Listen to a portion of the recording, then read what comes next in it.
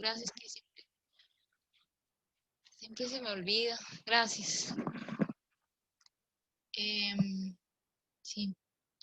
Bueno, entonces ya tenemos que este factor de acumulación es una razón entre las cantidades debido a la radiación primaria más la secundaria dividido entre la cantidad debida a la radiación primaria. Para el haz angosto vale 1 y para el haz ancho vale más que 1 porque este número es más grande que este que está aquí abajo. Entonces, este factor de acumulación es una función del tipo de radiación, depende de la energía, del medio atenuante, de la profundidad, o sea, del ancho, del espesor del atenuador, de la geometría y también depende de la cantidad que se está midiendo. Y la relación entre, por ejemplo, si estamos hablando de la afluencia de energía, pero yo les dije que se puede aplicar a cualquier otro tipo de cantidad. Phi sub 0, Si sub 0 es la afluencia de energía sin atenuar, como si solamente se pusiera los fotones ahí, la fuente y el detector sin atenuador. Si sub L es la afluencia de energía que llega al detector. Mu es el coeficiente de atenuación del haz angosto. Y si ustedes pasan a multiplicar aquí, esta psi sub 0, y multiplica al exponencial, entonces este es la afluencia de energía debido a la radiación primaria que atraviesa L, ¿verdad? Y B es cuando ya involucramos los otros tipos de radiación. Entonces, la relación entre la afluencia de energía que llega al detector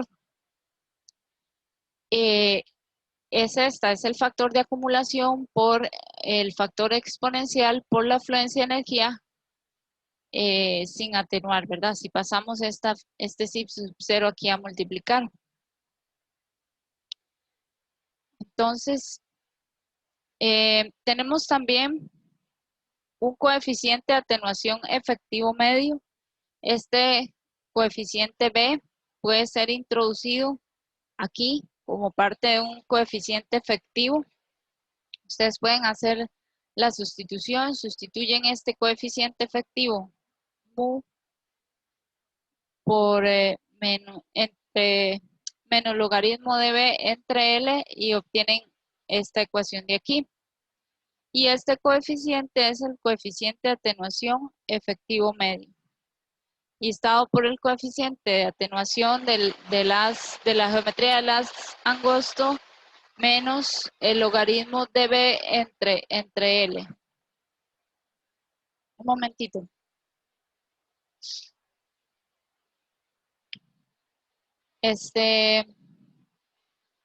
Vamos a ver, ¿todos entendieron esta fórmula? Sí.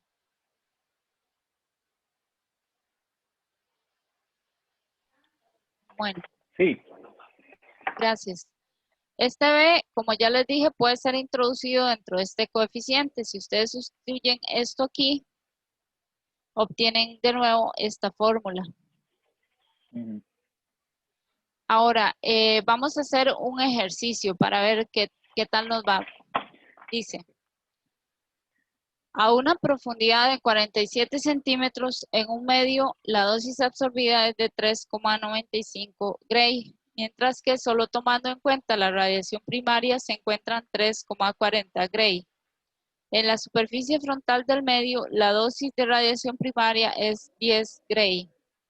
Calcule el factor de acumulación para la dosis absorbida, el coeficiente de atenuación lineal, el coeficiente de atenuación efectivo medio mu', y suma que las partículas primarias son monoenergéticas.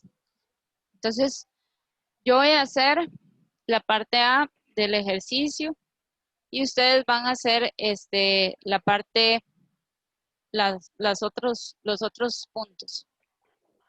Entonces, voy a dejar de compartir y voy a poner aquí mi pizarra para hacer yo la parte A del ejercicio. Pero necesito el enunciado. Aquí está. Dice ahí que la profundidad es de 47 centímetros, o sea, el valor de L es de 47 centímetros.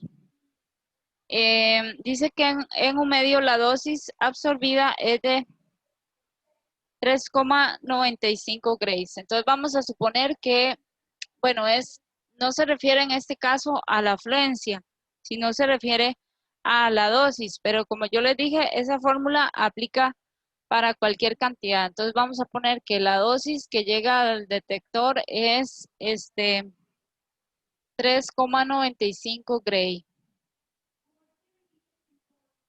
Después dice que si solo se toma en cuenta la radiación primaria, se encuentran 3,40 gray. Entonces, esa radiación primaria sería como cuando solo se toma en cuenta la radiación primaria que llega al detector, entonces sería igual como a T sub 0 por E a la menos mu por L es 3,40 gray, porque esta es la radiación primaria que llega al detector y se usa esta fórmula. Y dice que en la superficie frontal del medio la dosis de radiación primaria es de 10 gray, o sea, eso es cuando el haz no ha sido atenuado. Entonces, con estos datos yo voy a calcular el factor de acumulación. Tengo que la fórmula en general es esta, ¿verdad? Esto vale para cualquier cantidad, como ya le dije, le ponen pues la letra de la cantidad que le corresponda. Entonces yo voy a pasar a multiplicar aquí este de 0. O más bien voy a pasar este exponencial a multiplicar, a dividir de este lado. Voy a pasar el exponencial para despejar B. Voy a pasar el exponencial a dividir de este lado.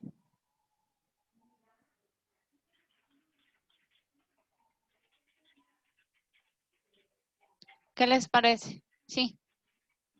Entonces, Sí. ajá. Yo sé que este es 3,95 gray y sé que este de aquí abajo es 3,40 gray. Y el valor de B dado para eso es 1,162. Es el factor de acumulación, que es el que nos va a tomar en cuenta también la radiación secundaria. O sea, ahí.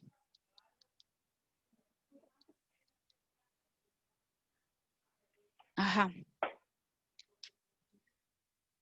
Esa es la respuesta para encontrar el factor de acumulación.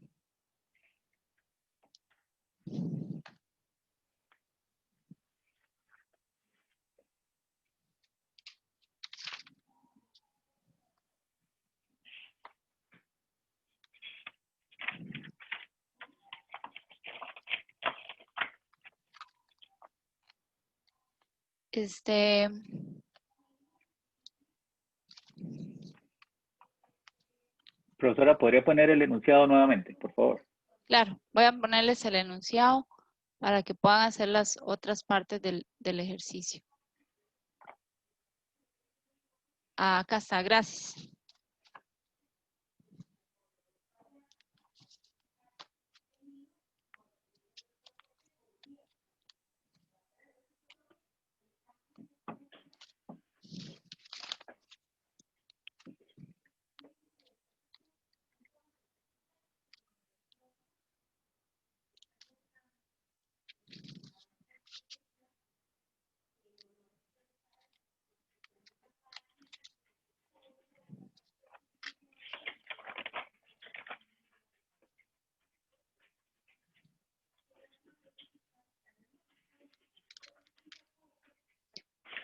Una vez que tengan, por ejemplo, el coeficiente de atenuación lineal, me lo ponen ahí en el chat para ver cómo nos está saliendo el ejercicio.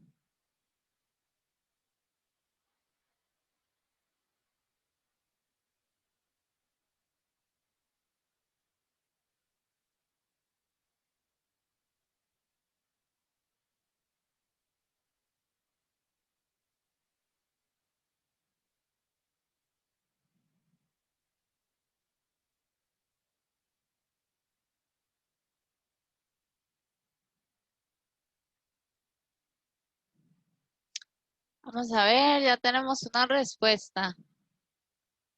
El coeficiente de atenuación lineal es 1,475.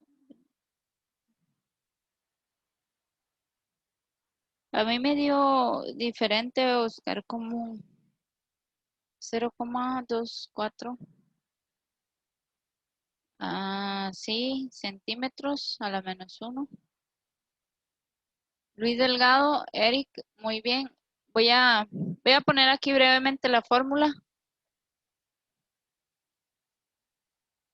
O sea, con la fórmula, digamos, de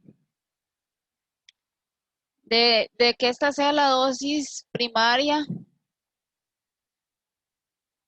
es igual a la dosis sin absorber por E a la mu por L.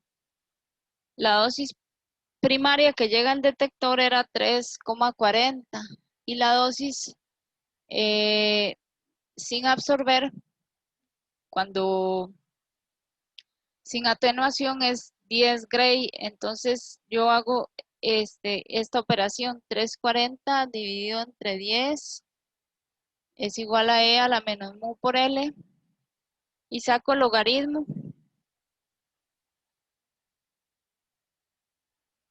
El logaritmo de E a la menos mu por L. Esto pasa aquí a multiplicar al frente. Y logaritmo de E vale 1. Entonces mu viene siendo como -1 sobre L, logaritmo de 3,40 sobre 10. Y la respuesta es la respuesta que tiene Luis Delgado, 2,20 metros a la -1 y 2,29. Y también el Eric, bueno, no sé si les falta un decimal, es 2,029 en centímetros a la -1. Por ejemplo, si la L la uso en metros, me da 2,29 metros a la -1. Y si la uso en centímetros, me da 0,0229 metros a la -1. Entonces, hay que revisar que hayamos entendido correctamente las cantidades.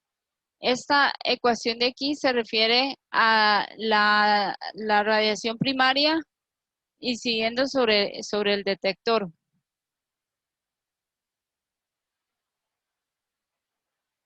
O ¿Cuándo era que se usaba la del logaritmo natural de 2 entre profundidad? el logaritmo, ¿cómo es? Perdón. La del new que era logaritmo natural de 2 entre, que era igual para el coeficiente lineal, que era igual al logaritmo natural de 2 entre profundidad, si no me equivoco.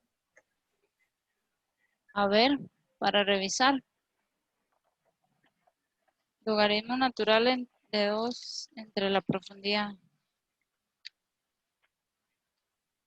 Sí, yo creo que era para el aire o algo así, pero no recuerdo. Eh,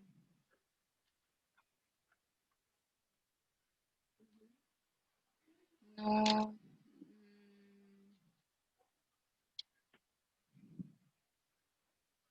Para ver qué sería.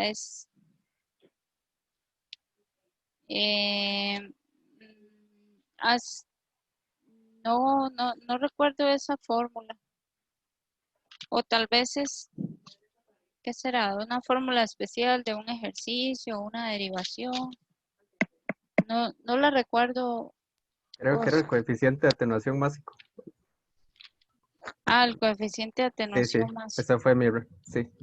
Este es el coeficiente de atenuación lineal. Está bien. Gracias, profe. Ya. Con mucho gusto que, bueno, no Profesora, sé. esa fórmula es D sub L igual a D sub 0 por E a la menos mu L. Es que el L, esa fórmula, ¿Sí? es que eh, cuando está el D sub L es cuando ya tomamos en cuenta los otros tipos de radiación. Así. Yo puedo usar esta fórmula. Pero entonces aquí tengo que usar el valor del factor de acumulación y aquí en vez de 3,40, aquí la radiación que llega al detector, tomando en cuenta todos los otros procesos, es 3,95. Entonces puedo usar esta, usando aquí 3,95 y usando el factor de acumulación. Este es 10 y este de aquí era, ya no me acuerdo, era 1.1. 162. Ajá. Entonces también aquí puedo hacerlo de esta manera. Vamos a ver si así también. Es que así lo hice yo y no me parece que está dando diferente. Bueno, Voy a ver cuánto va. Voy a hacerlo así. Dividido entre, bueno, era 0,47. A mí se me da lo mismo. O sea, me da en metros 2.29596. O sea, se lo puedo hacer así y es equivalente a hacerlo como yo lo hice también. ajá. Tal Sí, vez, usando el factor de acumulación. ajá, Sería 395 entre 10 igual a 1,162 por E a la menos mu L. 1.162 por 10, ¿verdad? Por 10, porque esta es 10 es el haz original, digamos, sin atenuar. Ajá. Esta es de Sí, sub 0. correcto. Ajá. Tal vez puso Sí, ahí un amarillo y, quedaría 395 entre 10 por 1,162. Ajá. ajá, Y luego eso es igual a E a la menos mu L. sí. Explico. Ok, debe ser que hay un error de un dedacillo. Vamos a ver.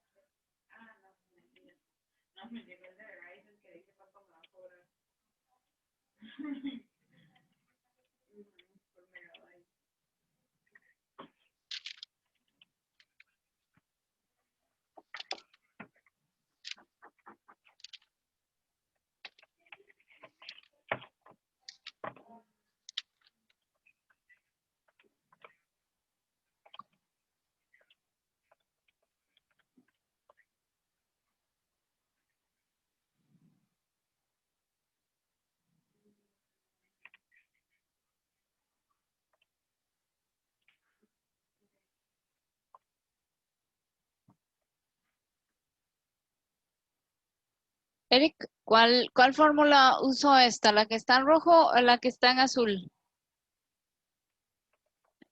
A ver, Eric, sí lo... Pro- Ah, bueno, es que Eric profe, está. lo Es hice el... sí, con es que estaba haciendo la otra, la de tenuación efectiva. Ah, sí, sí, sí, ya entendí. Es que digo yo qué raro, pero no le salió, pero es que es la otra respuesta. Sí, Ajá. Sí, la otra respuesta sí da eso. Muy bien. Bueno, entonces, vamos a ver, pongan ahí cuánto les dio el coeficiente efectivo en el chat, a ver si todo les salió igual.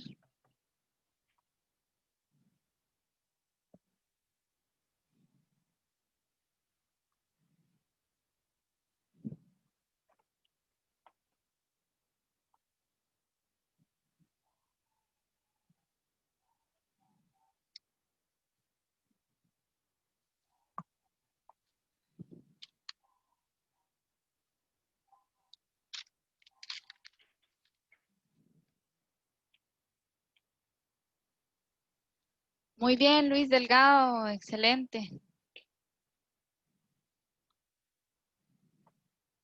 Natalia, ¿cómo van sus resultados? Muy bien, Marvin, excelente. Muy bien.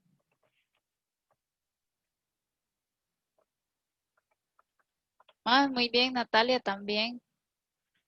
¿Y Oscar?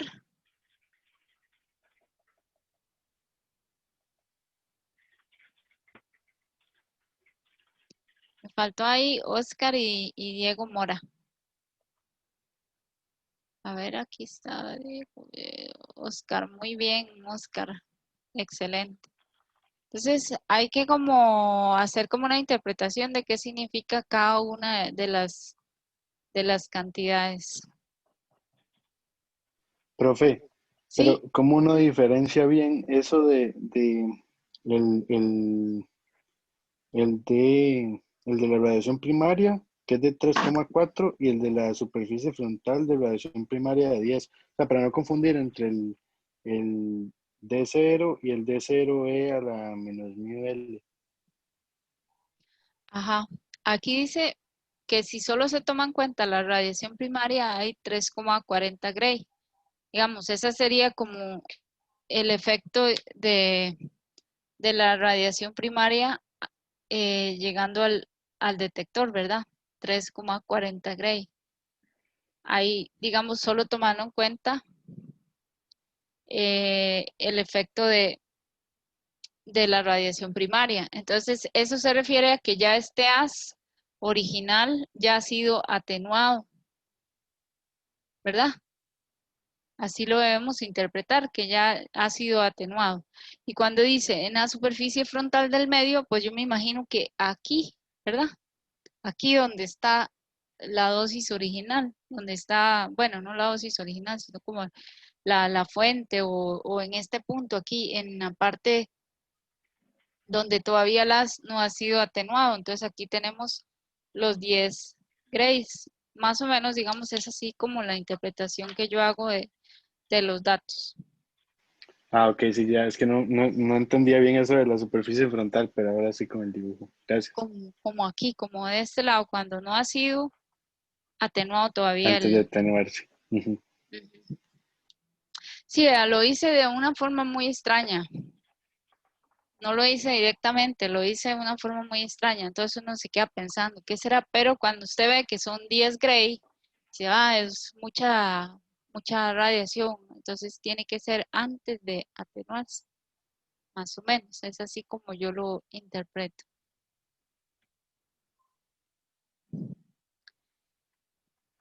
Bueno, ¿alguna pregunta? ¿Alguna otra pregunta?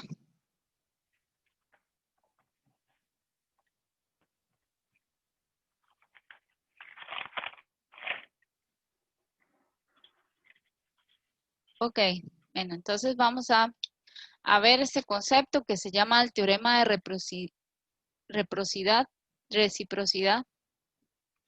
Este teorema lo que dice que el invertir las posiciones de un detector puntual y una fuente puntual dentro de un medio infinito y homogéneo no cambia la cantidad de radiación detectada. Entonces tenemos aquí la fuente y tenemos el detector y tenemos un haz primario que llega al detector y también tenemos un tipo de radiación dispersada que llega al detector. Si ponemos la fuente directamente al otro lado donde está el detector y el detector directamente al otro lado donde está la fuente, la radiación que llega al detector, ¿verdad? La primaria y la dispersada, pues es la misma cantidad. Suponiendo que entre los medios P y Q hay similaridades, ¿verdad? Porque si no son tan similares, pues no necesariamente va a ser lo mismo. Pero por eso dice dentro de un medio infinito y homogéneo. Ese es un concepto que tenemos que aprender y ahora vamos a pasar a estudiar la unidad 5.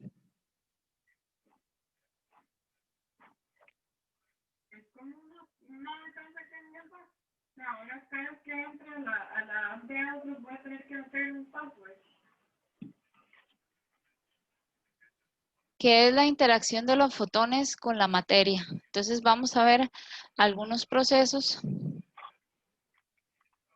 físicos muy importantes.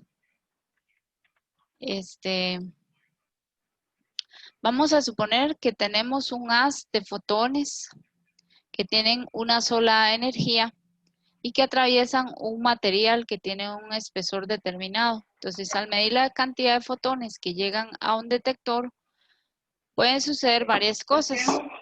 Uno, que los fotones pasen así normal, que atraviesen al detector sin sufrir, que atraviesen el material, perdón, y lleguen al detector sin sufrir ninguna alteración, como este rayo de aquí y este de aquí.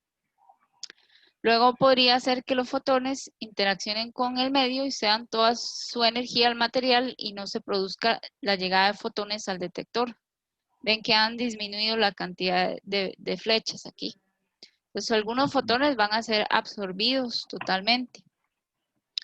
También hay otros fotones que ceden parte de su energía y pueden cambiar de dirección. Estos son los que se llaman los fotones dispersos.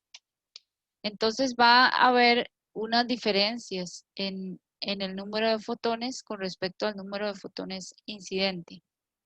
Este fenómeno de la disminución de los fotones que llegan al detector con respecto a los fotones originales se llama atenuación y ya lo estudiamos en las clases pasadas. Pero ahora vamos a estudiar cuáles son los mecanismos que producen esas atenuaciones y cuáles son las interacciones que se dan cuando esos rayos, esos fotones atraviesan ese material. Entonces, para rayos X y rayos gamma, las interacciones con la materia son en general de 5 tipos. Una es dispersión de Compton, otra es el efecto fotoeléctrico, la creación de pares, la dispersión de Rayleigh y las interacciones fotonucleares. Entonces, las primeras 3 son las más importantes, ya que se transfieren energía a los electrones y luego los electrones imparten energía a la materia en muchas direcciones. Entonces, estas son las más importantes. El efecto Compton, el efecto fotoeléctrico y la creación de pares. Ahí la dispersión para ver la creación de pares, perdón. Entonces, tenemos en este gráfico que ustedes pueden ver, aquí dice que Z del absorbedor, Z es el número atómico del material que está absorbiendo los fotones. Y aquí está la energía del fotón en megaelectronvoltios. Aquí vienen fotones de baja energía, ¿verdad? Aquí hay energía intermedia y de aquí alta energía.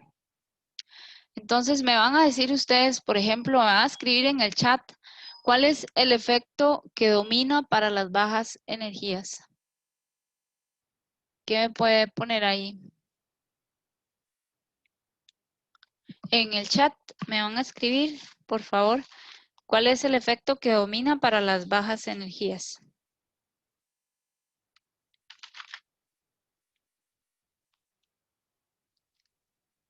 A ver, aquí ya tengo unas respuestas. El efecto fotoeléctrico, muy bien, Oscar y Marvin. Ajá. Ahora, para las energías intermedias, ¿cuál es el efecto dominante? Ajá, gracias Luis. Muy bien, Oscar puso efecto Compton. Muy bien. ¿Quién más? A ver. Y Marvin también. Y para las altas energías, ¿cuál es el efecto dominante?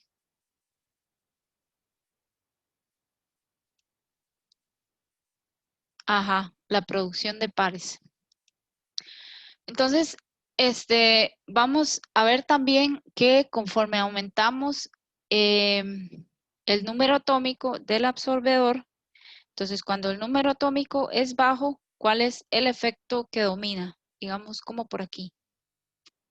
¿Cuál es el efecto dominante cuando el número atómico es bajo? Que tenemos, por ejemplo, carbono, aire, agua, tejido humano. ¿Cuál es el efecto que domina?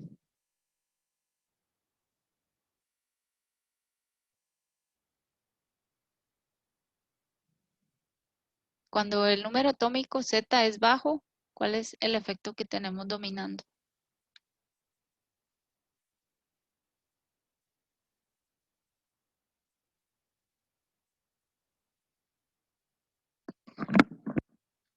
Vamos a ver quién me contesta en el chat.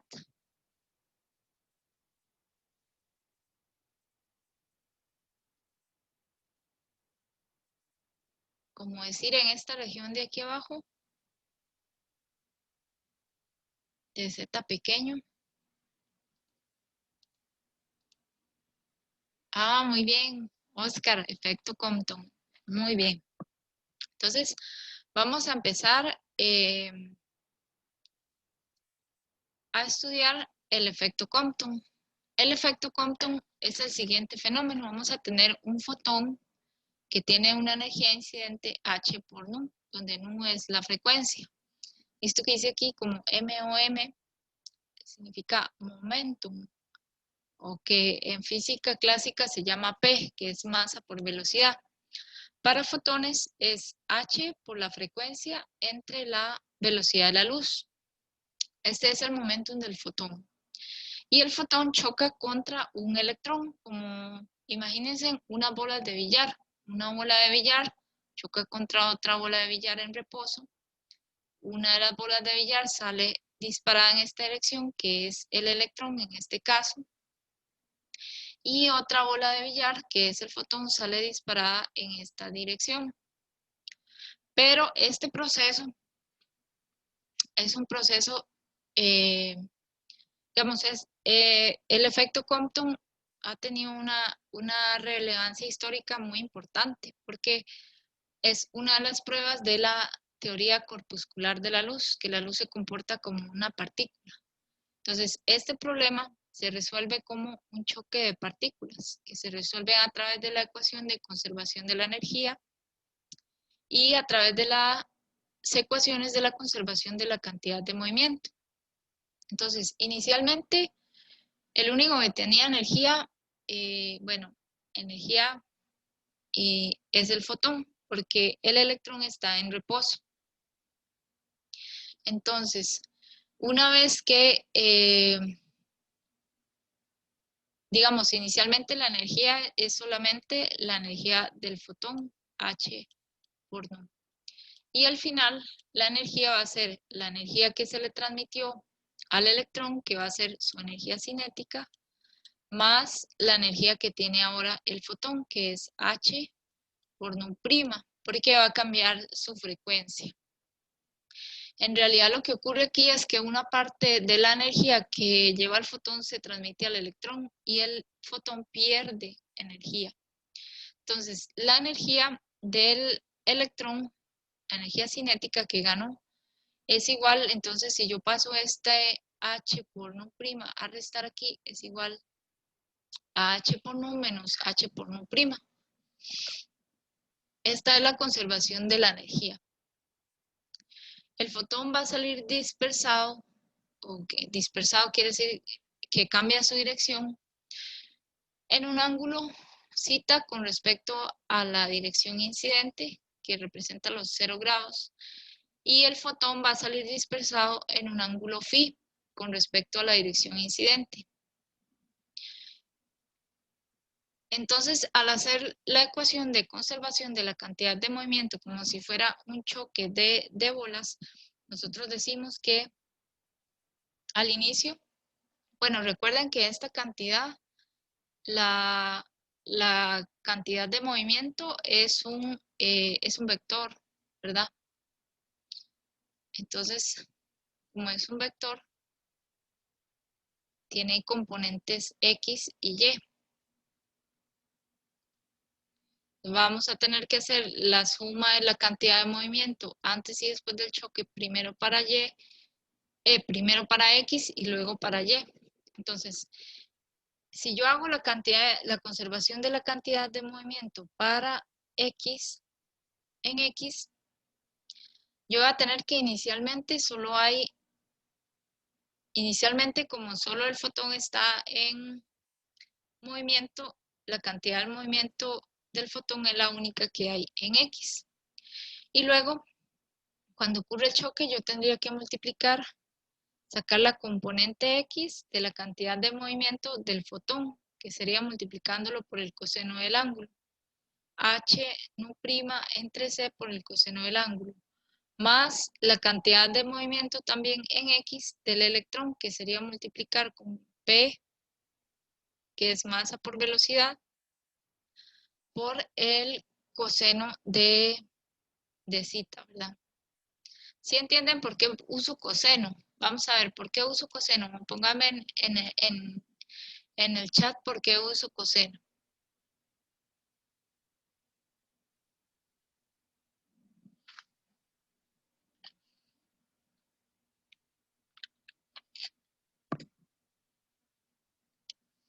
¿Mm? ¿Por qué se pone coseno?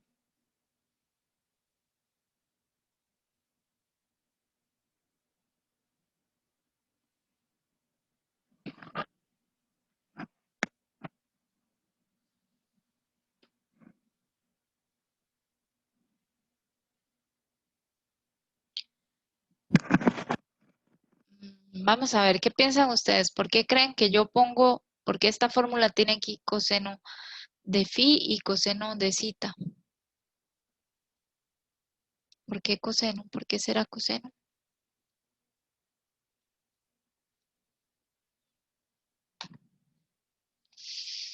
Es para sacar el lado, digamos, adyacente al ángulo. Ajá, sí, porque el lado adyacente, este de aquí, representa la componente X del vector que está aquí, por ejemplo. Exactamente. Porque es el cateto opuesto y la hipotenusa, debo sacar el otro. En este caso, Oscar, es como dice Natalia, es el adyacente. Si ustedes ven, este es el adyacente, entonces es la componente X. Profe, es que creo que no me dio a entender. Digamos, conozco el cateto opuesto y la hipotenusa. Entonces debo sacar el otro, el adyacente.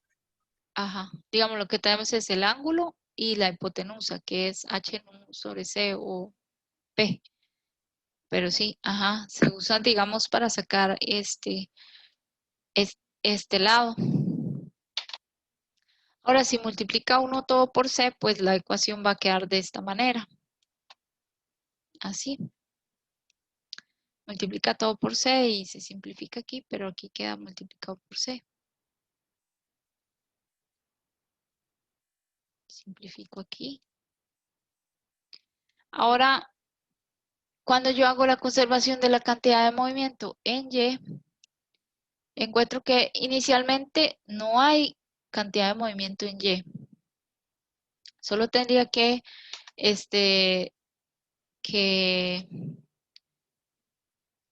que restar estos dos vectores, sacar la cantidad de movimiento en Y del electrón, que es P por seno de zeta, y sacar la cantidad de movimiento del fotón, que sería H nu por seno de phi. La C es parte de la cantidad de movimiento, solo que aquí la pasan para acá. Y se restan. Se restan. Entonces, como esto es igual a 0, porque el fotón inicial solo estaba en su movimiento, solo estaba en X, pues al final queda la ecuación despejada de esta forma. Y cuando usted combina estas tres ecuaciones, más la ecuación relativista para la energía cinética, se obtiene una serie de ecuaciones que son las que voy a escribir aquí. Hay que hacer un álgebra, digamos, para despejar, digamos, para quitar esta P. Hay que hacer un álgebra para quitar esta P de aquí usando esto y usando la fórmula de la energía cinética. Pero no la voy a hacer porque eso sí dura un poquitito. Entonces, si se hace el álgebra, se encuentran estas tres fórmulas. Esta de aquí, H no prima, esta de aquí esta es una forma muy común en la que se encuentra que describe la dispersión de Compton. Estas son fórmulas derivadas del proceso donde el valor de m0 por c cuadrado es igual al valor de la masa en reposo del electrón por c cuadrado, pero en megaelectronvoltios. Es la masa en reposo del electrón. También les voy a enseñar, la fórmula se puede simplificar de esta manera. Lambda prima, que es la radiación, la longitud de onda de la radiación dispersada, y lambda es la longitud de onda del fotón original. Esto es igual a h entre la masa del electrón por la velocidad de la luz por 1 menos coseno de phi. Phi es el ángulo en que es dispersado el fotón. Perdón, dije aquí, esta es la longitud de onda del fotón dispersado. Entonces, si ustedes ven, esas son las fórmulas que se pueden sacar, pero una fórmula muy conocida que aparece en los libros de física fundamental es esta, que dice que el cambio en la longitud de onda es igual a esta constante que se puede calcular. Se llama longitud de onda de Compton y es 2.426 por 10 a la menos 12 metros por 1 menos coseno de phi. Entonces, este es un resultado de la dispersión de Compton. Ahora, si se ve, por ejemplo, se grafica H por nu', que es la energía del fotón que sale dispersado, se grafica en función de la energía del fotón incidente. Entonces se ve que para las energías bajas, pues prácticamente la energía del fotón incidente es la misma que la energía del fotón dispersado. Ese fenómeno tiene un nombre particular que se llama dispersión de Thomson. Pero cuando ya incrementamos la energía, entonces ya empieza a funcionar aquella fórmula que encontramos y vemos que, por ejemplo, para 180 grados, la energía del fotón, para muy altas energías, la energía de los fotones dispersados es 0.25555 megaelectronvoltios. Para 90 grados es 0.511 megaelectronvoltios. Y así sucesivamente. Para 0 grados, bueno, ahí va a tener que la energía del fotón incidente es la misma que la del fotón dispersado. Entonces, también aquí pueden ver en esta figura, digamos, en general se hace con rayos X, porque si tiene muy bajas energías, pues no sucede la dispersión de los fotones, o sea que se van en diferentes direcciones. Se pasan los fotones por un haz colimador y se hacen incidir sobre un blanco. Digamos, este es el montaje original del experimento de Compton. Y luego, con un detector, se detectan los fotones a lo largo de todo el ángulo aquí. Este es el ángulo. Entonces se ve que para cada ángulo hay una longitud de onda diferente de los fotones. Esta longitud de onda es más grande, lo que quiere decir que ha perdido energía el fotón, ¿verdad? Porque la energía que traía originalmente, una parte se la da a los electrones. Entonces esta es más o menos la situación. Digamos, antes viene el fotón con una longitud de onda lambda y tenemos un electrón en reposo con respecto al sistema de referencia del fotón. Y una vez que interactúan, el fotón sale dispersado con una longitud de onda lambda prima, que es mayor, lo que implica que ha perdido energía, y esa energía se ha transformado en la energía cinética del electrón. Entonces, cuando se grafica la intensidad de la energía por longitud de onda, se encuentran dos picos. Una es los fotones originales, perdón, los fotones que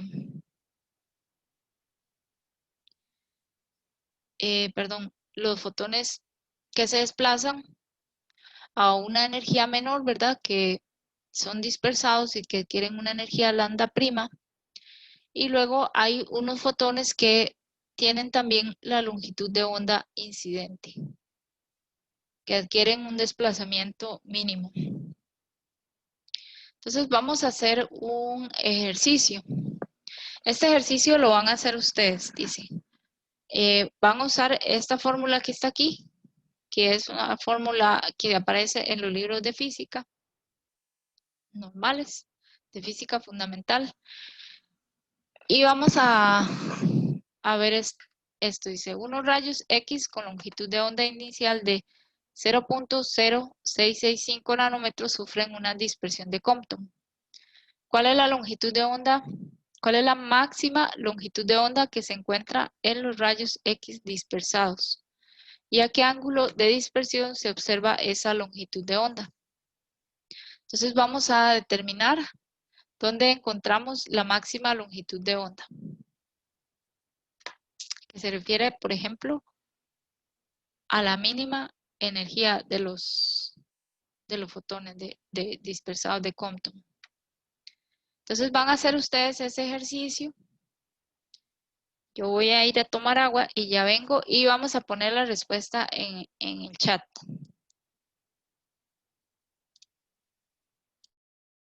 Ya regreso, voy a tomar agua.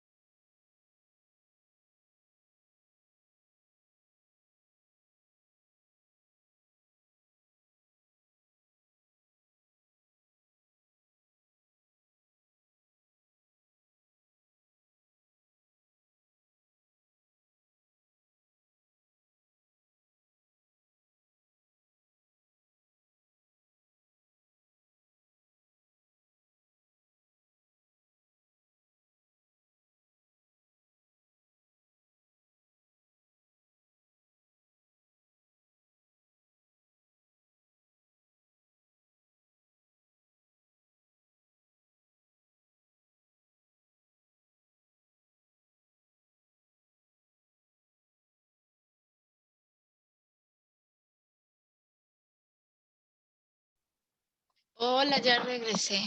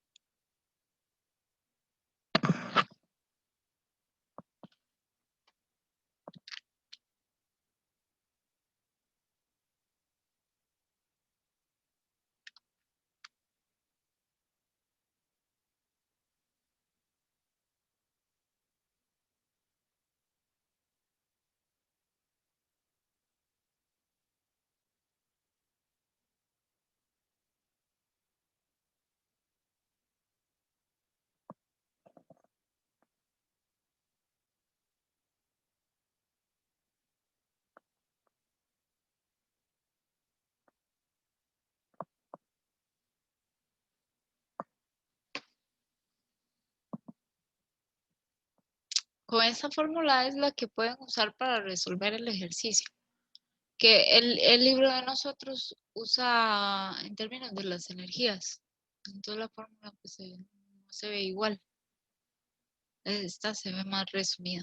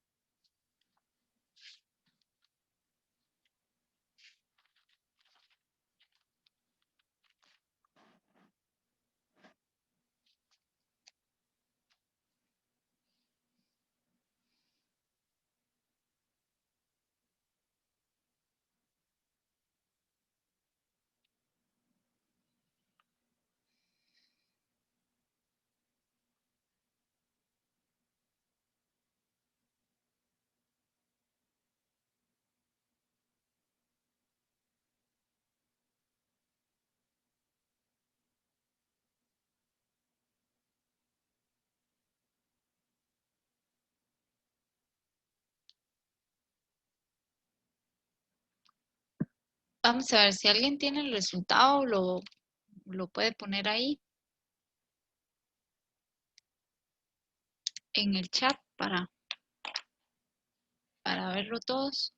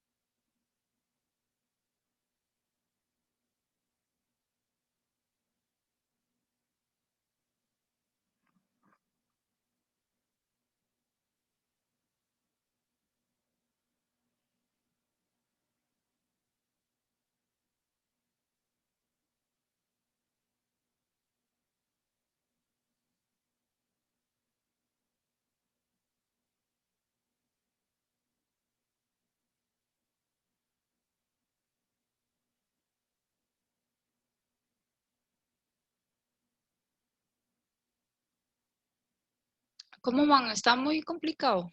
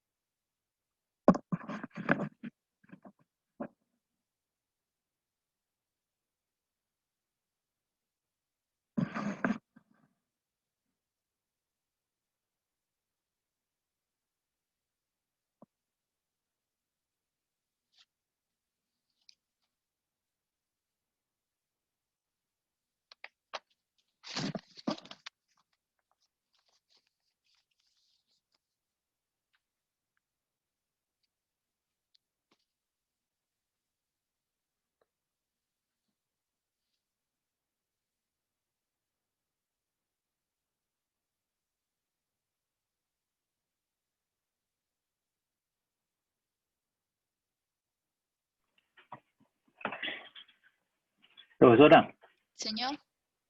eh, usted sería tan amable de hacerlo, porque vieras que yo estoy bastante perdido.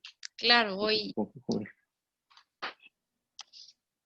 a dejar de compartir un momentito. Nada más voy a anotar aquí la longitud de onda incidente inicial. Ujú. Así. Ya. Entonces, ay, ¿qué hice? Ya. Entonces, aquí tengo que lambda prima menos lambda es igual a la longitud de onda de Compton por 1 menos coseno de phi. Ahora Ujú. me preguntan que cuál es la longitud de onda máxima de los rayos dispersados. Entonces, cuando yo tengo, me preguntan el valor máximo de este valor. Cuando yo tengo bueno, este valor es función del ángulo, es una función. Cuando yo tengo que sacar el valor máximo de algo, pues yo uso una derivada. Puedo hacer de lambda prima por de phi y eso me daría, digamos, esta es una constante, es el valor inicial. Esto es una constante, entonces la derivada de esto me da 0.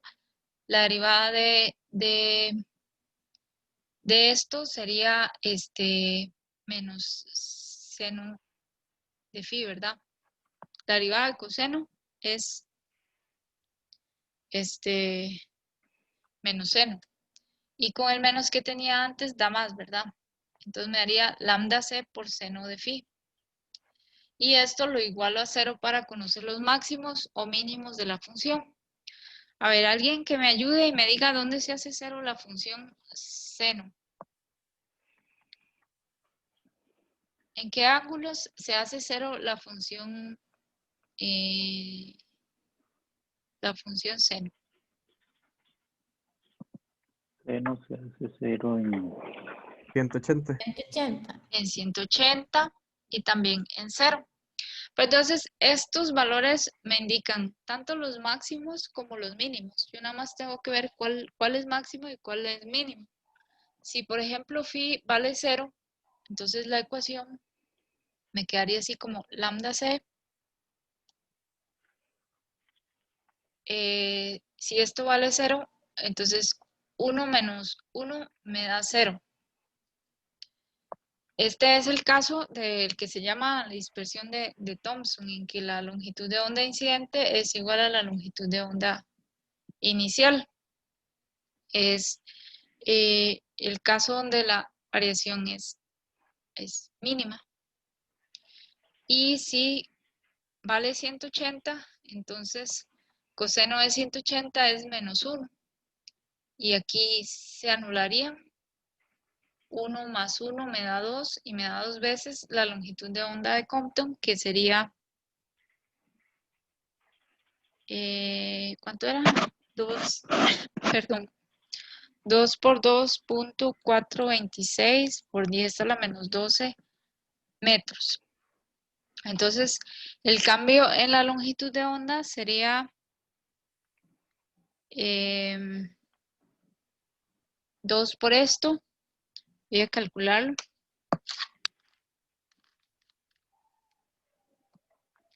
2 por 2.426 por 10 a la menos 12.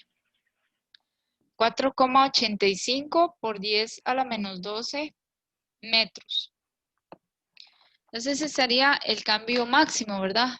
Puede ser que no cambie nada y cuando phi es 180, es cuando la longitud de onda cambia más. Entonces, si yo quiero conocer la longitud de onda dispersada, voy a escribirlo aquí arriba. La longitud de onda dispersada, que va a ser, voy a copiarlo con perdón.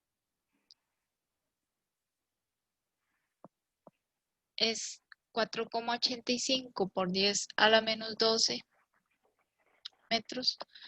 La longitud de onda dispersada sería la longitud de onda original pasando a sumar más la longitud, más el cambio de la longitud de onda. Y esta longitud de onda original era 6.65 por 10 a la menos 1, 2, 3 a la menos 11 metros más 4,85 por 10 a la menos 12 metros. Y este valor me daría un resultado de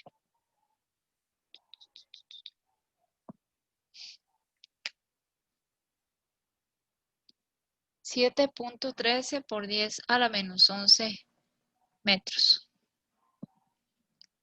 Esa sería la máxima longitud de onda que se puede encontrar. ¿Y a cuántos grados se puede encontrar esa máxima longitud de onda?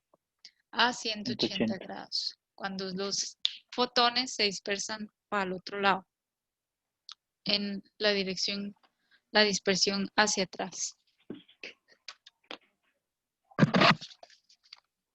¿Sí entendieron? Sí, gracias.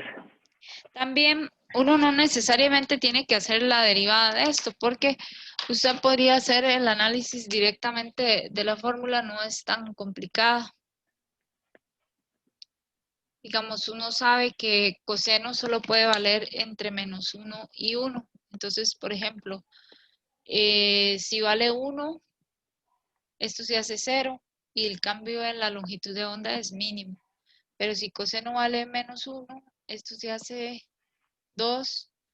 Entonces el cambio en la longitud de onda es el valor más grande. Y Máximo. así. Ajá. Se puede hacer así también.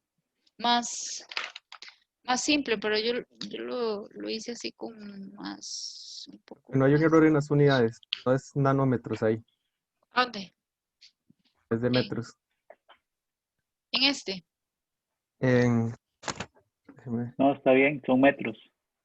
Aquí yo lo pasé, digamos, este valor Ajá, estaba en nanómetros. nanómetros. Ahí. Yo lo pasé a metros cuando lo estaba resolviendo para poder sumar con este resultado que sí estaba en metros originalmente. Que este es un valor constante, la longitud de onda de Compton. Sí, correcto. 6.65. Sí, eso también hay que ponerle atención, ¿verdad? Que a veces uno se le olvida a uno pasar los nanómetros a metros. O al revés. Entonces, este es uno de los aspectos de la dispersión de Compton que se mostraban en el gráfico. No sé si todos entendieron el problema.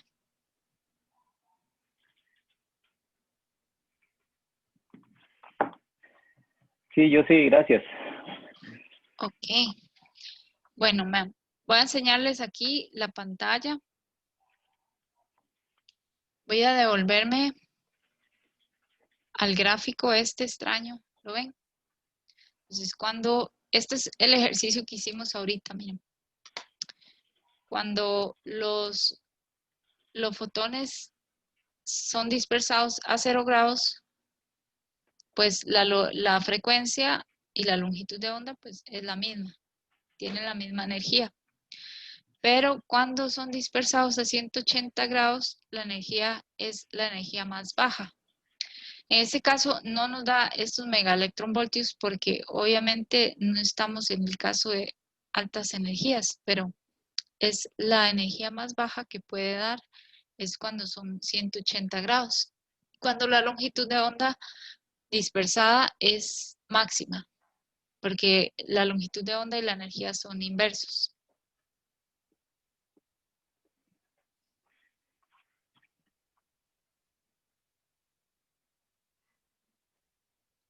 Entonces, por ejemplo, esto que dice aquí es lo que está en el gráfico. Dice que para fotones de alta energía, de 100 megaelectronvoltios, estos que están aquí son como de rayos X o de...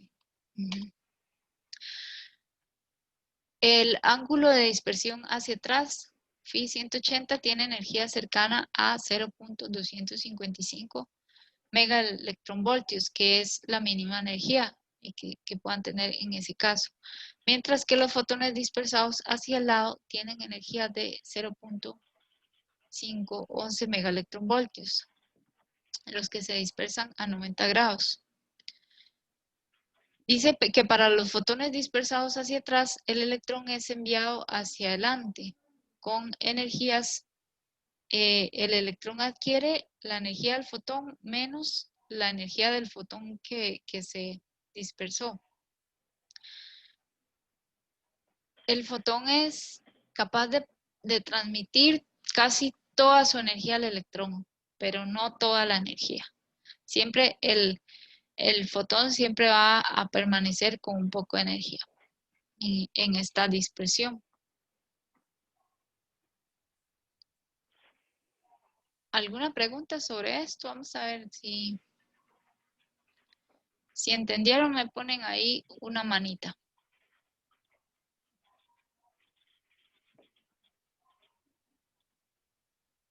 Muy bien, Marvin, Eric.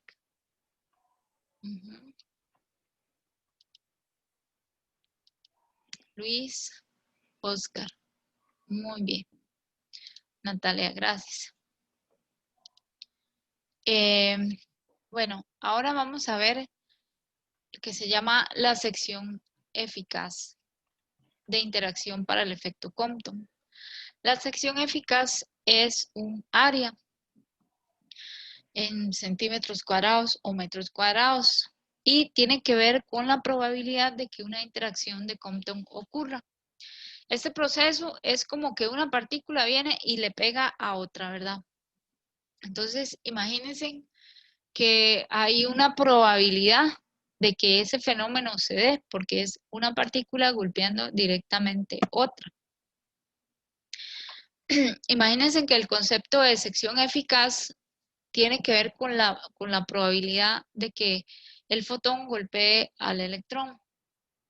Pero también lo podemos comparar, el concepto de sección eficaz, con que ustedes imagínense que usted es un portero que está ahí en una cancha, entonces hay una probabilidad de que venga alguien y les meta un gol. Pero entre más grande sea la cancha, hay más posibilidades de que meta el gol. Y si la cancha se la hace más chiquitita, el marco se lo hace más chiquitito, entonces disminuye la probabilidad de que suceda el gol. Esto es lo mismo, es algo parecido. Entonces, hay una probabilidad de que una interacción de Compton ocurra y está relacionada con un área que se llama sección eficaz. Entonces, vamos a empezar primero a describir una sección eficaz para la dispersión de Thomson, que es cuando el fotón sale con la misma energía con la que entró, ¿verdad? Que se dispersa en 0 grados. En ese caso, Thomson hizo un cálculo para la sección eficaz que se representa con la letra sigma, sigma sub 0, para un fotón dispersado a un ángulo phi por unidad de ángulo sólido. El ángulo sólido es el ángulo, pero en tridimensional, que depende tanto del ángulo zeta como el ángulo phi, que es en coordenadas esféricas, es de esta manera. Vean, voy a hacer un dibujito aquí en la pizarra.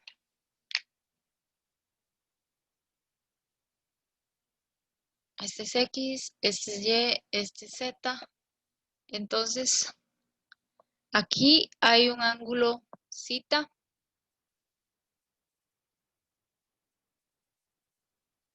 Y hacia acá hay un ángulo phi. En este caso, este phi. El diferencial de ángulo sólido es esta representación como un ángulo tridimensional, más o menos. Entonces, la sección eficaz para un fotón dispersado por unidad de ángulo sólido es para el caso de la dispersión de Thomson, es igual a una constante que se llama radio clásico del electrón R sub 0 al cuadrado dividido entre 2 por 1 más coseno al cuadrado de phi. R sub 0 se puede calcular como la carga del electrón entre la masa por la velocidad de la luz al cuadrado. Y tiene una velocidad de 2.818 por 10 a la menos 13. Creo que son metros. Ahí sí tengo un error. Ay, puse centímetros. Tengo que revisar este valor. Yo creo que aquí son... tengo que revisar esta unidad. Bueno, por ejemplo, para phi igual 0 y para phi igual 180, se puede calcular esta sección eficaz por unidad de ángulo sólido. Y esto da 7,94 por 10 a la menos 26 centímetros entre esteroradián. El esteroradián es la unidad de ángulo sólido. Bueno, el ángulo sólido es omega mayúscula y la unidad es el esteroradián. Ustedes saben que la unidad bueno, no es una unidad. La unidad que se usa para los ángulos son los radianes. Para los ángulos sólidos, ángulos en 3 dimensiones, son los esteroradianes. Y eso es por electrón. Si tenemos un montón de electrones, pues habrá que multiplicar esto por un montón de electrones. Esto que vean que este diferencial de área entre diferencial de ángulo sólido es muy pequeño. Pero en general hay un montón de electrones en un material. Ahora, se puede sacar la sección eficaz total de dispersión por electrón, sigma sub 0, integrando sobre todo el espacio angular. Por ejemplo, este seno de zeta sale de aquí, que este es el diferencial de ángulo sólido. Lo voy a escribir aquí. El diferencial de ángulo sólido es igual al seno de zeta, al seno de phi,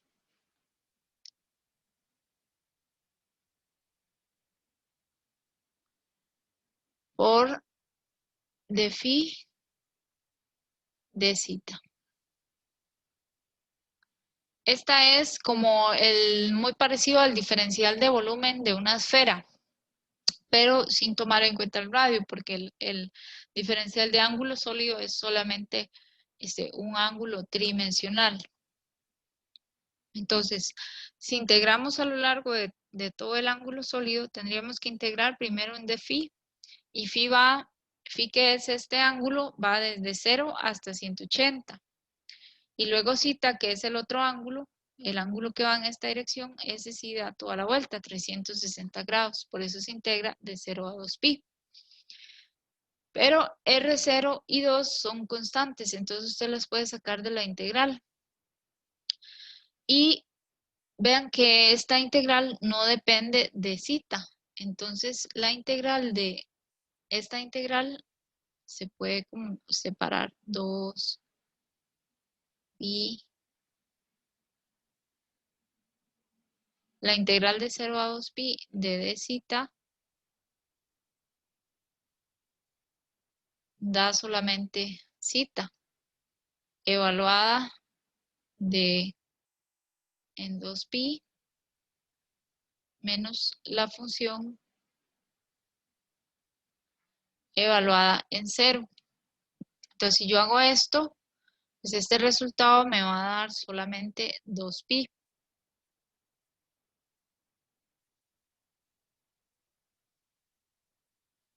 Así, de esta manera. Entonces, este 2 que sale de aquí se va a cancelar con el 2 que está aquí abajo. Y estos son constantes. Yo puedo sacar el pi y el R0 al cuadrado de la integral y solo tengo esta integral. Esta integral es muy fácil de resolver. Si usted toma este como u es igual a coseno de zeta, du va a ser seno de zeta por d phi, u va a ser coseno de phi, du va a ser seno de phi por d phi, y se resuelve la integral y da 8 tercios. nada más. Entonces, se puede calcular esta sección eficaz total por electrón y da 6.65 por 10 a la menos 25 centímetros cuadrados entre electrón. Esa es un área efectiva. Das el área total. Es un área, bueno, es un área muy pequeña, pero representa la probabilidad, es numéricamente igual a la probabilidad de un evento de dispersión de Thomson que ocurre cuando un solo fotón pasa a través de una capa continua que contiene un solo electrón. Entonces, imagínense que un solo fotón pasa a través de una capa que tiene solo un electrón. Esa es la probabilidad de que se dé una dispersión de Thomson, este número, el número. También se puede decir, por ejemplo, si yo en vez de 6.65 por 10 a la menos 25, lo escribo como 665 por 10 a la menos 27, podría decir que es como el número de fotones, se dispersarían 665 fotones si inciden sobre la placa 10 a la 27 fotones, ¿verdad? O sea que es un número muy, muy pequeño. Pero esto significa, o sea, esta sección total eficaz de dispersión está relacionado directamente con la probabilidad de que esa interacción ocurra. Entonces, vamos a ver. Vamos a parar hoy aquí en la sección eficaz total de dispersión de Thomson. Y vamos a parar hoy por aquí. No sé si tienen dudas, preguntas.